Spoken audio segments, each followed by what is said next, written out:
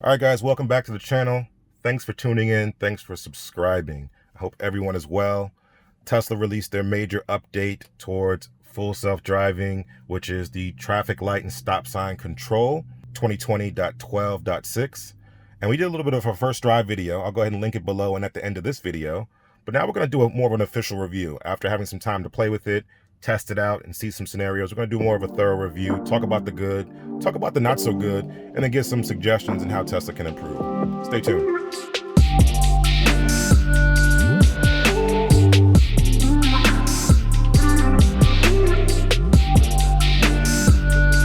All right, guys, we're talking 2020.12.6. This is Tesla's major step towards city and local road full self-driving / autopilot.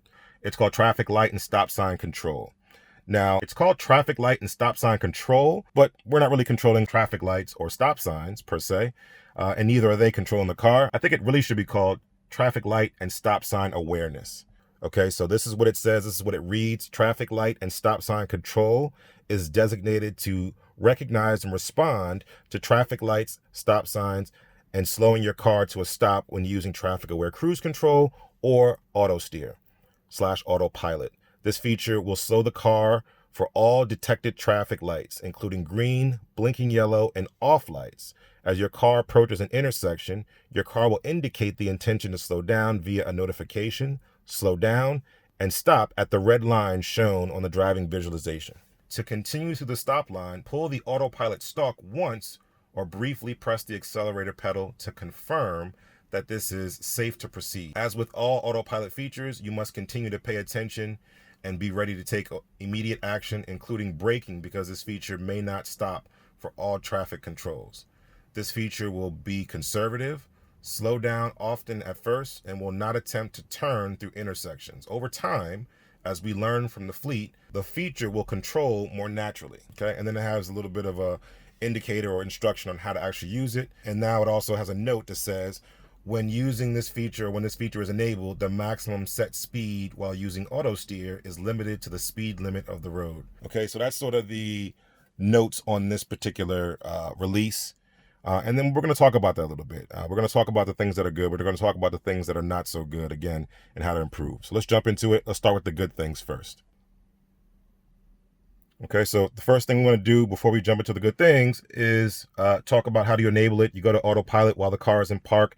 Here's the new icon here.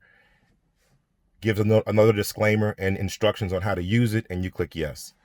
Says it's beta, to emphasize that it's in beta. And again, for this particular release, as far as I know, you need hardware 3 with full self-driving enabled to activate this feature or to actually use this feature. If you don't have it in your release notes, it's probably not released for your particular hardware configuration. All right, so the good things. First and foremost, the car can recognize and respond to traffic lights and stop signs. That in itself is an amazing feat for any car manufacturer. Awesome for it to be able to do that. Happy to see it do that after a while, not using this before, just being able to see the lights in the full self-driving visualization preview. To be able to actually see it in action is an amazing sight to see. So definitely great for Tesla for being able to enable that feature and functionality.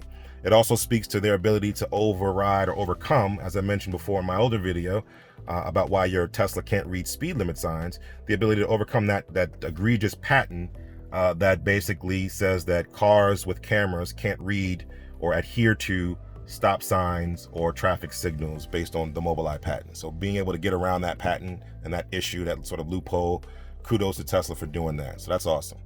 Okay. So as you saw in the first drive preview, or maybe you'll see right now in this particular video, it also sees the signs from further away. So further away as it approaches an intersection where a stop sign is or a traffic light, it'll see that from further away than it used to before. Okay. It also highlights and stops at the limit line. So it's not really stopping at the light per se. It also draws that limit line, that red line that's indicated here, to show you that that's where it's going to stop, both from stop sign perspective, as well as any other applicable traffic signs, including traffic lights. So that's always a good thing. All right, it slows down naturally when it's in the proximity of when it's supposed to work, close to a stop sign, close to a stop light. It actually slows down very naturally, not abruptly. So good point on that end. And then it also displays the lights accurately with only slight latency. We know that the instrument cluster has some latency where cars that pass in real life are not aligned with what's visualized on the screen. On this particular release, the lights are very, very quick to respond to the real life action of the lights changing. So the latency is pretty low in that regard, okay? The visualization themselves, the lights glow and they're more visible when you're on adaptive cruise control or on autopilot. It's also a great thing because it's easier to see. On the white background of the Model 3s and Model Ys, it might not be that big of a deal, but for the black background and these objects being gray in the visualization, it's a lot easier to see when they're lit up. So here's what the light looks like when you have it on. Here is what the light looks like when you turn it off. See that light stops glowing?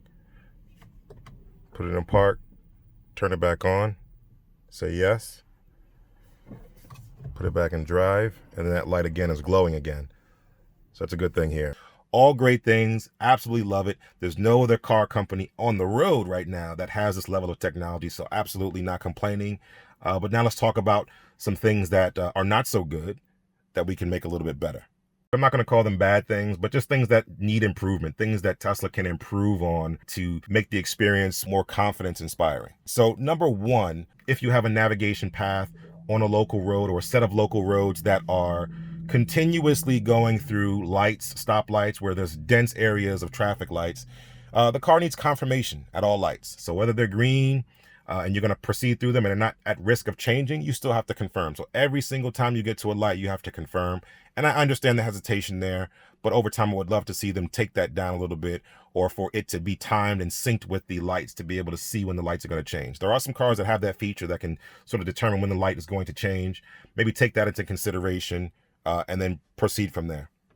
All right, the next thing that is a bit of an issue is that it doesn't display the entirety of the intersection.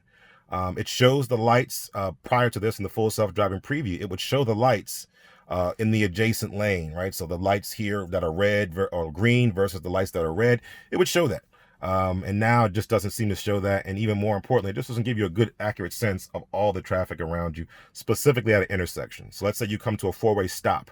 To be able to show the stop sign on the other side, maybe it's visually obstructed, but the car sees it. That's going to be beneficial. Same thing with a green light or maybe a sort of a turning green light. We want to be able to see that to make sure that it's not safe to go, and we understand all the traffic conditions that may be impaired by the visual eye. So maybe I can't see that this light is green, but maybe the car can. So that would be another beneficial feature for the car, especially as we approach full self-driving, to know that the car sees these additional lights in the entirety of the intersection, not just the lights that are in front of me. Okay. The other not so great thing and thing that we can improve on is the speed limit. Obviously, you definitely want to go the speed limit, but Tesla always allows you, especially with adaptive cruise control and autopilot, to set an offset at your discretion, whether it's 5 miles an hour over or 10 miles an hour. Right now with this feature, you're not allowed to go above the speed limit, so it goes the exact speed limit. So if anyone behind you is going, 2 miles over or 5 miles over, they're gonna be right behind you, and they're gonna be pretty upset that you're driving so slow. So especially on local roads, when you're going speeds like 25 miles an hour, 35 miles an hour, can become problematic. And even when you go on a little faster roads where it's 40 miles an hour or more, it's going to be a little bit problematic because you're going to be going so slow relative to the rest of the traffic. So wish you would at least allow you to carry over the speed limit, or even just make it what it used to be in terms of driving on local roads, which is when it hits a certain speed zone, it limits you to 5 miles an hour over. I think that's acceptable. All right, so the next thing I want to talk about is a really, really big issue, seems to be a bug. And this is just basically saying that, hey, when you use the stalk to confirm, you can actually do that and the car will actually run a red light. So if you're at a red light and you press confirm, right, it intends to proceed through the red light. Now, in contrast, yes, you could run a red light if you'd like. And if you're saying, if you're pulling the stalk to confirm, you're wanting the car to go forward, but it should not break the rules of running a red light. Now watch this. Now, if I am able to confirm, it will actually try to run this red light, which it shouldn't do. So I'm going to wait till these cars pass, press confirm, and watch this.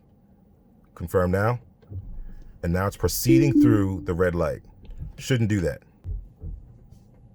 Again, if I press the stalk, it's going to proceed through that red light. Not a good thing to do.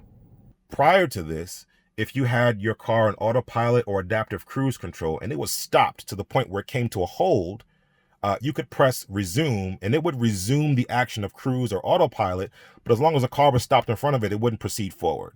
Same concept should apply here with the red light.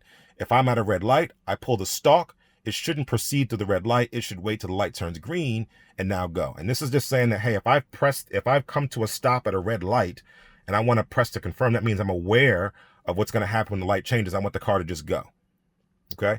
If this is not in play, what needs to happen is you can absolutely not touch the pedal or the stalk until the light turns green. So it expressly needs your consent. And that's a great safety feature. But if someone accidentally bumps the pedal with their foot, or someone bumps the stalk, it runs the red light and they're in big trouble. So that's a bit of a safety issue that hopefully Tesla can fix with a future update. All right, so in addition to that, there's also lots of false positives, things that it thinks are stop signs that it prompts you to and starts to slow down. This is great that it's scanning the environment, so that's a good thing, but some of the false positives are a little bit odd. People with red shirts on and black pants with white lettering on their red shirts can be considered stop signs. Signage for stores that are red and white will also be stop signs. So these are some things that, probably can be updated with an update. And as more owners get this update, the more data it collects and can get better and be refined. So I'm not too worried about it, but there are some false positives. All right, next up, we want to talk about the fact that it does not adhere to common traffic lights, if you will. So for instance, there may be a scenario like this where you have a double yellow light, where two blinking yellow lights are there. It really doesn't know how to respond to that. All right, so here we come up on a blinking double yellow light, and somehow it just doesn't behave the way it should. It's going to give me the prompt. It's going in and out. It's giving me the prompt. I'm going to proceed, right? I confirm, proceed again. Doesn't work, doesn't work, doesn't work, and I have to keep going. So it doesn't really work on those double yellow lights. I'm clicking the stalk. It's not responding. It doesn't really know what to do in those scenarios. So I'll engage again, going past the same double yellow light. It sees it, it's giving me the warning. It keeps going up and down. Doesn't really know what to do. Join the limit line says that I have to override it. It turns gray. And then it just sort of fails and breaks down here. So again, double yellow lights, blinking lights, these are areas where they can improve on. So situations like that, which are a little bit more common in certain areas than others, are things that we think it should be able to handle. A yellow light, a blinking yellow light is still a blinking yellow light. You should be able to slow down and stop for it. But if I proceed through, the car should know how to act accordingly. A single blinking light, no problem. Double blinking light seems to be a problem. So there are some traffic signs and traffic lights that this is not quite equipped to handle. All right, next thing is that it waits too long to slow down when approaching a stoplight or stop sign when the speed limit is greater than 35 miles an hour. Give me the indication that it's going to slow down. It's going pretty fast, so I would hope it would slow down a little bit sooner, but did a decent job slowing down at the last minute. What is the best and ideal use case for this? This is going to be great for roads that don't have a lot of lights, that are interspersed with a long navigate on autopilot journey, where you're driving from a highway to a interstate or interchange that may have a couple lights here and there. 45 miles an hour, 55 miles an hour. That's where it's really great, because typically you would have to take it off autopilot to engage these lights. So this is really great for that. Not so great for densely populated areas with lots of lights and lots of stop signs, because you have to confirm so much. You might as well drive. You might as well just drive yourself. Add to that the fact that you can't even make turns just yet. Turning at the light is not a factor, so you still have to turn if you need to make a right or left turn. Okay, so that's it. Those are the major observations from the good and the not so good in areas that need improvement. Let me know your thoughts in the comments. Let me know if you spotted anything different, anything unusual that I didn't cover in this particular video. And until then, let's talk in the comments. Let's see if we can bubble this up to Tesla and raise some awareness so that they can make adjustments really quickly. They're really good at doing that. And until the next time, enjoy your day. Enjoy your Tesla.